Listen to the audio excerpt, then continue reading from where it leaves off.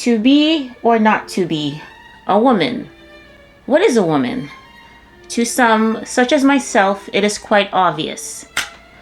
A woman is an adult human female, but others argue that the answer is much more complex. When an individual has feminine facial features, long hair, perhaps even breasts or nail polish, does that make them a woman? Or is it a hairband and a bracelet? Is that what it takes to be a woman? You know that you're a woman. Yes. What is that? So gender is a social thing. It only I don't makes want to hear sense. that. What is a woman? A woman is somebody who is included and respected and seen and participates in society, recognized by other women.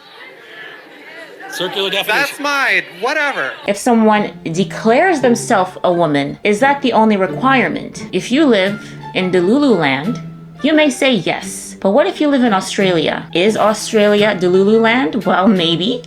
I guess we will soon find out, because right now there is a monumental court case happening in Australia, and in this video I will be interviewing the woman at the center of the case, Sall Grover. Hello everyone, if you're a new viewer, welcome. If you're a returning viewer, welcome back. If this is your second, third, fourth time watching one of my videos and you are not yet subscribed, we already go together, okay? Make it official and hit that subscribe button. As I mentioned in the intro, this video is about a court case that is currently happening in Australia, and at the center of the court case is a woman named Sall Grover and a man who says he's a woman named Roxanne Tickle. Roxanne Tickle is a man who says he's been living as a trans woman since 2017. Tickle says he's had bottom surgery, he's socially transitioned, is taking cross-sex hormones, and says he legally changed his gender on his birth certificate to say female. So he argues that all of this makes him a woman. Tickle says that up until this point, everyone has treated him as a woman, and as a woman has the right to access women's only spaces, including the app Giggle. Here with me now is the founder of Giggle, Sall Grover. Thank you for coming on my channel. This is actually my first interview. You're my first interviewee, so thank you. Oh, awesome. That makes me so happy. I was researching to do a video on court cases that I think are frivolous, that are being brought in the name of men who say that they are women, and I stumbled across yours, and I thought, you know what, let me reach out to her. So thank you for having a conversation with me. And I think out of court cases that are frivolous and stupid, like, you couldn't get a better name than Tickle v. Giggle. It's like something out of the movie Idiocracy. 100%. It's exactly what I feel like I'm living. When this is all over, you have to write a book, make a movie. Yeah. Well, in my previous life, that's what I was. I was a professional writer. I lived in Hollywood I was in Hollywood for almost 10 years, but I was living there for 8. But like literally, if I was writing a movie about like gender ideology and all of this stuff, and then like I made the central court case of it named Tickle v. Giggle, the first like script note I would have received was, no one will believe that. Yeah, it's unrealistic. It sounds unrealistic. But I almost think it's like that in general for the whole thing. Like if you just wrote like some sci-fi dystopian book or movie where it was like everyone is genuinely believing that men are women, I think that people would go, I don't know if people will buy this. I don't think they'll accept it. Like, because it's so stupid. You'd have to have this big subplot of like a brainwashing, and it'd be very, very obvious that that's what was happening, because just yeah, people accept it. You're like, how? Why? Speaking of women's spaces, you created the app Giggle. I just wanted to know, what was it that inspired you to create the app? What did you hope to achieve with it? Yeah, so basically, like, as I said, I worked in Hollywood for a really long time, and it was the pre-Me Too Hollywood world, and it was horrible. Like the casting couch type thing. I wasn't an actress, I was a writer, but there was so much sexual harassment, sexual assault. Like you'd be punished professionally, you'd lose out on opportunities. Like it was really, really hard. And like, obviously some women are able to break through and thrive in it, but it is a very, very male dominated industry. And I just I couldn't get past what was happening. And I went into a pit of depression. And so I was like, okay, I'll go to New York. I had like one of my best friends lived there. I had friends there, and I thought, well, there's still industry there. So I'm not giving up, but I'm getting distance from Hollywood. And so I went from being like 32 and like having my own apartment and a car and like, you know, like a functioning adult kind of, wasn't completely a functioning adult.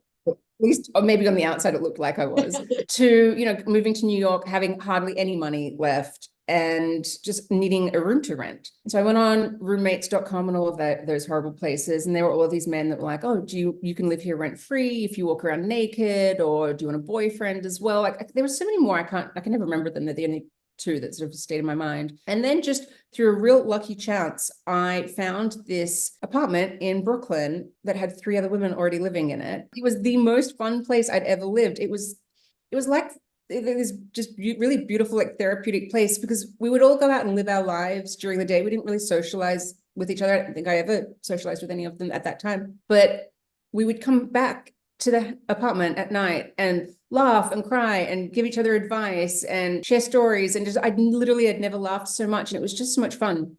And then I ended up coming back to Australia, which was supposed to be for a holiday. Then I sort of had a bit of a breakdown. Like it really hit me, like how much of a shell of a person I really was. And so I decided to stay for longer. I went into therapy, and it was in therapy that the therapist said, you needed a strong female support network in your life. And I was like, it was just this major light bulb moment. I was like, you're right. And so it was actually my mum that said, why don't we create a roommate app that's just for women? And then we just started developing it, and we were like, oh, we'll have other things on the platform. Like we'll have like just, you know, straight up emotional support, free, like if you want to get freelance work, roommates, lesbian dating, anything like sport stuff. Like if you want to find like someone to like a woman to exercise with or to travel with, like we just tried to think of anything that a woman would want to do with other women. And then while we were preparing to launch it, it was just on the App Store and Google Play. We were doing beta testing. Our security measures weren't in place or anything. Like all the things we had to keep men out of it weren't properly established yet. And I woke up on the 7th of February, 2020, inundated with abuse from what I now know were trans activists. And I was brought into this crazy world of gender ideology, which I didn't know was a thing. I didn't know that not only were men claiming to be women, but people were taking them seriously. But when you were being inundated, what type of things were happening? What type of things were people saying? Like kill turfs. I'd never heard the word turf before, so I actually had to Google it, and it was in Googling it, and I like typed it into Twitter. That's where I found all of these women who were speaking out about what was going on. And like what they were saying was crazy. Like they were saying, you know, lesbians are being told that they have to be with men, or they're bigots and all of this stuff. And I was researching, I was cross-referencing, like I was, as they say, educating myself. From the time that you started developing the app to the time that you were being contacted about this lawsuit, how much time had elapsed? So we were developing Giggle in 2019, like we're getting ready to launch. We were going to be launching it like by the end of February 2020, but it turned out to be the 7th of February. And so we just went with it, like it was available. And we ended up building up, it got to 20,000 users, which considering we got banned from doing any marketing for it, no media would speak to us. And we were inundated, like the 1-star reviews, they put you into an algorithmic black hole. So like you're literally at the bottom. So you won't get promoted. Yeah. On the bottom of the barrel of the App Store and Google Play. So the fact that there were still 20,000 women that we were able to build up a user base of was quite a miracle. So what happened is then in January 2022, so it was basically just under 2 years, that I woke up one morning to an email from the Australian Human Rights Commission to say that there was a complaint against both me and the company. So it's sort of 2 complaints in one, alleging gender identity discrimination. I had basically removed a man from the platform. I don't remember doing it because it was not an event. Like we'd constantly get attacked, but every month to 6 weeks, there'd be a massive attack again of like thousands of trans activists. I don't know if he got on then or if it was just some other idle time. So we had, for the app, so it could be female only, we had AI gatekeeping, and we didn't create it or anything. Basically, you could take a selfie and AI would say whether it was male or female. We had it set to 84% accuracy. Like we'd done testing, that was like so that a woman wouldn't get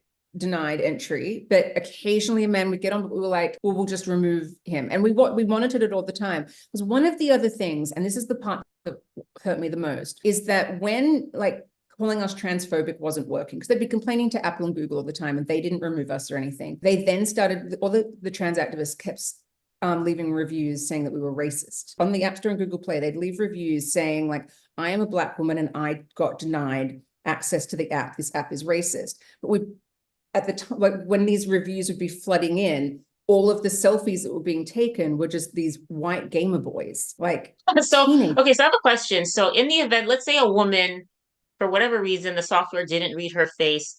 Like, were you guys going through everyone that was rejected, or would they have to reach out to you proactively? I mean, we'd be going through it, but sometimes, like as we were going through it, the email would come through at the same time. The reason that a woman would get rejected from it is if like the photo was blurry, or sometimes there was a thing that happened.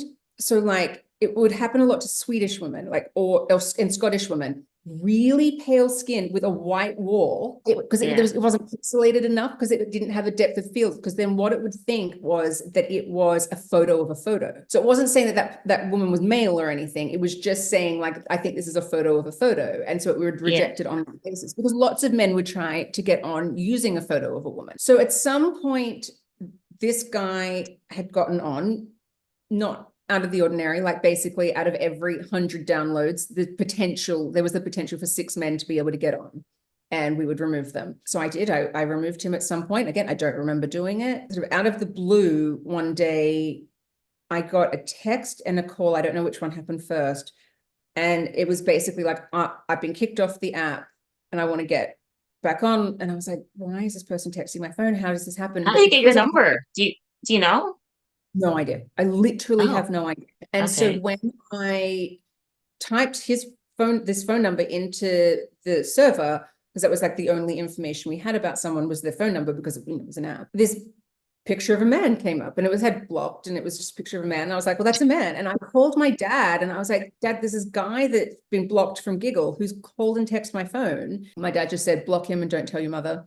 And so then a few months after that, when I got the AHRC complaint, it was from that same person. And I was like, I got a solicitor straight away. And how the Australian Human Rights Commission works is it's basically a place where you can go to, yes. So if you think that you have experienced discrimination, you can go there, you can make a complaint, they assess whether they think that there is cause for it, and then they let the person know, like the person that they perceive has done it. To settle it in conciliation, to not go to court, I had to agree to let him on the app, agree to let all men who claim to be women on the app, go to sex and gender education, and moderate all the content on the app so that men who claim to be women wouldn't be offended by anything. But I said no. I said no for 2 reasons. One was that I was never going to agree to any of the terms, so there was no point doing conciliation. Yeah. And they were treating me, the Australian Human Rights Commission was treating me as if I was guilty. Like they would, when my solicitor would write back and cite different laws and whatever, they were just like, no, like just like lock her up and throw her in the key, basically. Also, when I got the AHRC complaint, I was 15 weeks pregnant. And so by the time after the back and forth, and by the time it was like time to see whether conciliation was going to happen, I was like about 30 weeks pregnant. And it was just stressful. I was like, no. And because, they're using all of these nonsense terms like, assigned sex at birth and lived experience. And I was like, well, my lived experience is I've just found out while my baby is still inside me that she's a girl. Like I'm living the bullshit. Do you think the fact that you're pregnant and pregnant with a girl also kind of put a little bit of more of a fire underneath you? Oh, 100%. Your protective instincts kick in like never before. And, life's not just about you anymore. And you've got to care for and protect this little person. And I was just like, I'm having this girl and she can't grow up in a world where she, beyond like not even having rights, that she's just not even a class of people separate from men. Like this is just,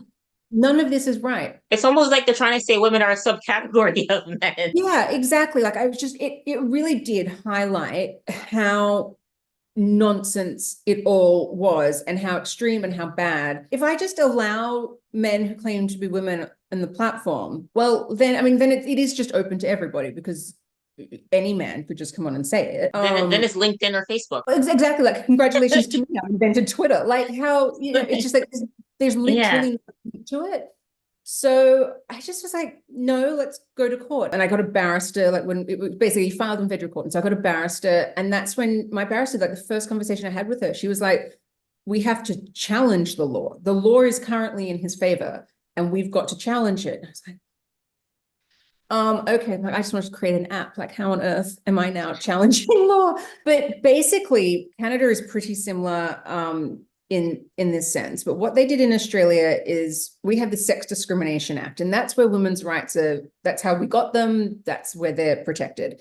And it came into effect in 1984 because in 1983, we signed CEDAW, which is the UN's Convention of the Elimination of Discrimination Against Women. And it's signed by 189 countries. Canada is one of them. It's basically an international bill of rights for women and girls. And it is very much, well, they don't define women and girls in there because, you know, it was written in 1979. No one thought you needed to because everyone knew who we were talking about, but it turns out humans are this stupid. Everything in the document comes back to biology. And it's actually a big part of it is breaking free of gender stereotypes. In how Australian law, and actually Canada, because it's a Commonwealth country, very similar, how you can make laws. So either you have laws that are voted in on, or if they're going to sort of do like a legislation like the Sex Discrimination Act, it has to stay with international conventions of which they are the signatory of. So when Australia signed CEDAW, to put it into effect in Australian law, which is what you sort of have to do, we created the Sex Discrimination Act, if that makes sense. And so we pretty much put CEDAW in full into this legislation, which means Australia and New Zealand's the other one. Australia and New Zealand are in really good positions to defend CEDAW, because once CEDAW is defended, all of the other countries that are signatories of it are like, yay, see, it's female, men aren't women, like in law, you're in breach of it, which they're in breach of it now, but you need the legal precedent and it to be defended to be able to rely on that. So they put the law into effect in 1984. And then in 2013, under Australia's first female prime minister, which is heartbreaking, they made amendments to the Sex Discrimination Act where they put gender identity into it and they took out the definitions of man and woman. So what happened, it became completely muddled. It's like, is the Sex Discrimination Act based on sex, or is it based on gender identity? So yeah, basically with the court case, the Australian Human Rights Commission then intervened in the court case and as amicus curiae, which means friend of the court, which means that they're just coming in to interpret the law. So when you're in the court, like in the trial, whatever you want to call it, they're there to tell the judge what the law means and tell him what to do, which I've now sat in the room as they were doing this, and you just sit there going like, I feel like I'm in the Twilight Zone. Like it's literal nonsense of just basically, yep, any man can claim to be a woman. That's totally great. Whereas our argument is not only is that obviously bullshit, but it's not how the law should be, because CEDAW is for biological females, and which there's no other kind. And if you are, with these amendments, you are in breach of CEDAW. So it's not law. The amendments are unconstitutional. And so with how the Sex Discrimination Act was written before these amendments, I've done nothing wrong. So we had the hearing in April over 3 days. And now we are waiting on the verdict. So this right now, is this the constitutional challenge, or this is just, are they done separately, simultaneously? It's simultaneously. So it's part of our defense. Defender of like, you know, I don't know. I don't even remember. I saw a picture of a man. How could I possibly know this person's gender identity? You know, so you sort of have all of those defenses, but then there's also the defense of this shouldn't even be happening in the first place. And so you put that argument out there in court at the time. So it has that, our argument for that has been heard. It is possible for it to be ignored in this round, because a judge could, if he wanted to, just listen to the AHRC's interpretation of the law and go, I'm just going to accept that. And so in the event that happens, which would mean that we would lose in federal court, we would then appeal and go to the High Court. And in Australia, the High Court is just an appeals court. And that is where it's pure constitutional challenge. It's no like he said, she said, or anything. It's not even, I don't think it's Tickle v. Giggle at that point. It's something like Giggle versus the government or whatever. Like, okay. So once it gets to that next stage, that's when it would be a constitutional challenge. Pure constitutional challenge. You're Okay. really it's just very dry, boring, like law Okay. at point. Is there a financial component? Yes. So at the AHRC level, there wasn't. I don't think there was at that point. But now he wants $200,000 in damages and basically access to the app. But the app is closed down at the moment. If your biggest problem in the world is that you're not included in an app, What a privileged person you are. So one thing that I read when I was reading about your case is that Roxanne Tickle, from what I read, has legally changed his gender to female on his birth certificate. What do you think about that? I don't think anyone should be allowed to change it. This is in Australia. So we're not like the UK. The UK has gender recognition certificates, and I think you can change birth certificates there in some extreme cases, but it is different. In Australia, we don't have anything else. It literally just is the sex marker on your birth certificate. So this is where it gets really confusing, because what the hell are they all talking about? So you have gender identity, but the sex marker is being changed. Why?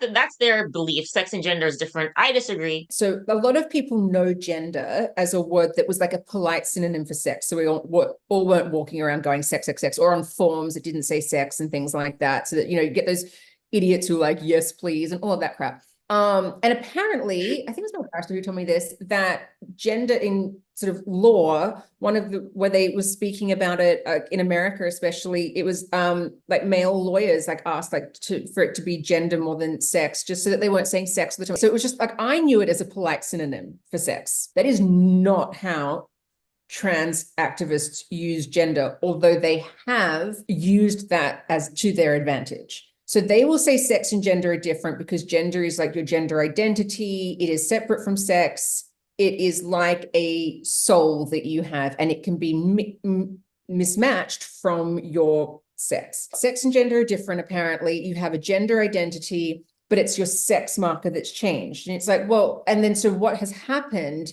is that, and this is the biggest issue in Tickle v. Giggle, in a way, one of our biggest obstacles, is you create this concept of legal sex. So now it's not just so it's like, what does sex mean? Is it biological sex or legal sex? Now, if sex just means biological sex, which is what it should be, then the concept of legal sex is fine. Legal sex is biological sex, which for 99.9% of us, that's how it's always been. The moment you're able to change the sex marker on your birth certificate, you've introduced this concept of legal sex, and it's, well, which one matters more, your legal sex or your biological sex? Now, our argument is biological sex. Interestingly, when these people are issued with a new birth certificate with their fake sex on it, which is just the opposite of their original sex, so much for their whole non-binary whatever, but it literally states that it's been edited for that. So it's like taking the scenic route to just confirm that you're male anyway. So is it like a participation trophy, or is this like replacing the original document? Do you know? Replacing the original document. I am against editing birth certificates at all. They are a historical document. They're historical. There's the record of your birth. When a woman gets married and she changes her name, if she does change her name to her husband's last name, she doesn't change it on her birth certificate. If there are men who are in society who just want to call themselves women, I don't really give a shit. But as long as it's not taking away our rights, because you can think whatever you want. Like, we all tell ourselves ridiculous things to get ourselves out of bed in the morning and go and living our best life. Like, whatever, you're going to look in the mirror and say to yourself, like, I've stood there looking in the mirror going like, you're brilliant, at the times when I'm like, you're really not. Like, nothing's working. So like, I get it. Like, whatever works for you to like be happy, fine. I'm not against that. Like, wear whatever you want, all of that kind of stuff. But the government actually shouldn't even be involved in your identity. I just think all the time, whenever I go like, oh God, this is really, really hard, I think, yeah, but if you give up, what's the next thing they're going to force you to believe? And that terrifies me more than anything. I have some ideas where this is going next, but I won't say, but they do seem to be very fixated on children. But based off of how the trial went, like, what outcome are you expecting? I can't speculate. I don't know. I mean, all I know is that I've been told from the AHRC days that this case is going to the High Court. So I'm mentally and emotionally prepared for the High Court. That's fine. It's kind of what I signed up for, in a sense of like, that wasn't a mystery. I knew what I was getting involved in. I mean, it's basically, my two options were agree to everything he says or go to the High Court. And I choose going to the High Court. Like, I'm not going to stop this fight like mid-fight. Like, we'll see it through to the end now. Well, it's kind of interesting. You started the app with the intent on doing something for women. Yeah. And you're still doing a little something for women, but totally, like, it is the thing. And I mean, we will relaunch. We will get back. it's just, this whole process has taken that away from me, and like my life is on hold, but it's sort of, I'm doing this other thing in the meantime. So it's not like I'm just sitting around doing nothing. But yeah, I'm so excited. I just want to run an app for women. I wish you the best and I hope you win. We'll get there eventually. If you liked this video, please don't forget to hit the like button. If you are not yet subscribed, please don't forget to hit the subscribe button. If you would like to support Sal, I will have her information in the description box down below. And if you would like to see the full 1-hour interview with Sal, I will have it available on the membership tab on YouTube, as well as on my Patreon. I will see you guys in the next one. Take care. Bye.